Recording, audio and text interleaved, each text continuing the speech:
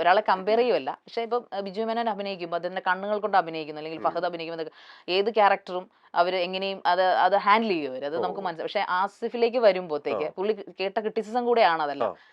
എല്ലാം ചില എക്സ്പ്രഷൻ ഒക്കെ ഒരുപോലെ, ഇപ്പൊ ചിരി ആയാലും അല്ലെങ്കിൽ സങ്കടം വരുമ്പോൾ ആ ഒരു മസിൽ പിടിക്കുമ്പോൾ ആ ഒരു ഭാവം, അതായത് കരയത്തില്ല ചിരിക്കത്തില്ല, എന്നാൽ ആ കണ്ണുകളിൽ കണ്ണീര് വരുന്ന ആ ഒരു എക്സ്പ്രഷൻ ഒരു റെപ്പിറ്റേഷൻ ആണോ എന്ന് സാറിന് അങ്ങനെ ഒരു ഡയറക്ടർ എന്ന നിലയിൽ തോന്നി? എനിക്ക് തോന്നിയിട്ടില്ല, എനിക്ക് അങ്ങനെ ഒരിക്കലും തോന്നിയിട്ടില്ല. സിനിമകളില് പിന്നെ എപ്പോഴും എല്ലാ താരങ്ങൾക്കും അവരുടേതായ ഒരു സ്റ്റൈൽ ഉണ്ടാവും.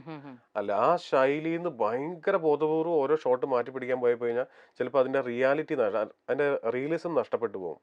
എനിക്കങ്ങനെ തോന്നുന്നു. അല്ലെങ്കിൽ പിന്നെ നമ്മൾ ഈ പറയുന്ന പൊന്തം മാടയും വിധേയനൊക്കെ പോലത്തെ അങ്ങനെ ചെയ്യേണ്ട പരിപാടികളായിരിക്കണം. അതല്ലാണ്ട് ഈ സെമി റിയലിസ്റ്റിക്കോ ആയി പോകേണ്ട കൈൻഡ് ഓഫ് പടങ്ങൾ ഇപ്പോൾ നമ്മൾ ആരുടെയും പേരെടുത്ത് പറയുന്നില്ല, എല്ലാവരും അവരുടെ ഒരു ബേസിക് മാനറിസം കളയാൻ പറ്റും. പിന്നെ കഥാപാത്രത്തിന് ഇപ്പോൾ 3 പോലീസ് വേഷങ്ങൾ ബാക്ക് ടു ബാക്ക് വരുമ്പോൾ ആ ആർട്ടിസ്റ്റ് നേരിടുന്ന ഒരു സംഭവമാണ് ഇത്. ചലഞ്ചാണ്, എല്ലാം അന്വേഷണമാണ്, എല്ലാം പോലീസാണ്.